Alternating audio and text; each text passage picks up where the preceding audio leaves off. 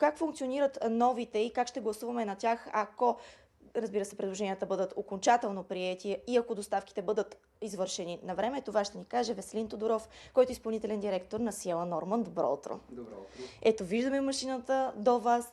Нека сега да кажем как се гласува с тази машина. Тя на пръв поглед виждаме, че е доста по-обемна, но какви са другите разлики в сравнение с машините, с които сме свикнали до този момент?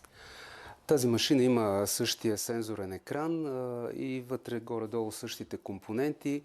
Тя има две флаш памети, които са тук в един сектор отзад, може дори да се видят, където се записва резултата от вота, по същия начин както на сегашните машини.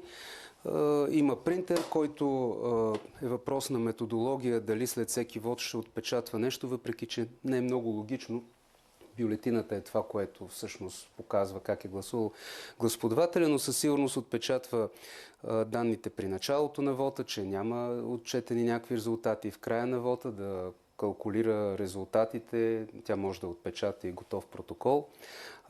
Тук има обаче скенер, който ето в тази зона, където е зелената светлина, който всъщност прочита данните от бюлетината. Това е някаква, разбира се, съвсем примерна бюлетина. Тя трябва да е на по-специална хартия.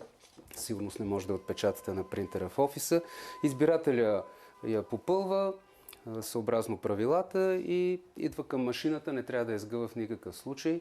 Бюлетината може да бъде по-дълга, може да бъде 1 метър дълга. В зависимост от партиите и кандидатите. Да, в България обикновено около 3 стандартни страници, 2 до 3. Само искам да покажем как трябва да е отбелязано. Плътно ли трябва да бъде? Да, поне в нашата технология не е просто кръстче, трябва да бъде запълнено кръгчето, където се гласува.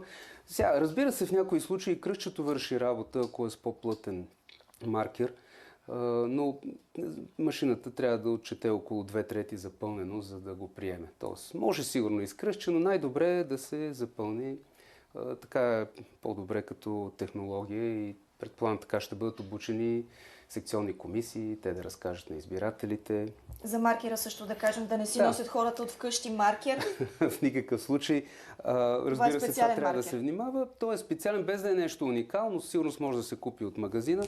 Просто разликата е, че той е бързо съхнещ, за да няма риск да се зацапа сканиращото устройство и да се провали вота, но в нормалния случай избирателя зад паравана или тъмната стаечка трябва просто да запълни. Дори малко да излезе не е фатално, това също е въпрос на настройка и след което може веднага, тя много бързо изсъхва, веднага да отиде към машината за сканиране. Може с лице нагоре, с лице надолу, това са най-модерните машини.